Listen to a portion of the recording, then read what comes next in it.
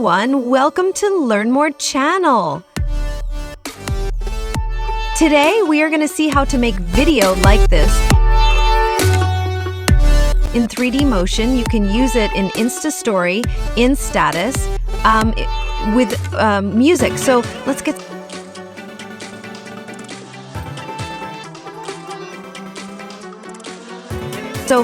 started. First, search Immersity in any browser of your choice, and then open website. Then you need to sign up using Gmail.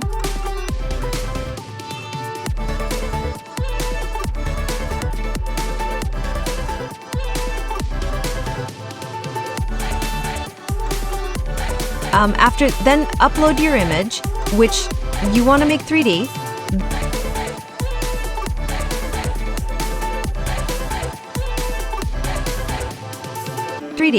Then adjust settings accordingly.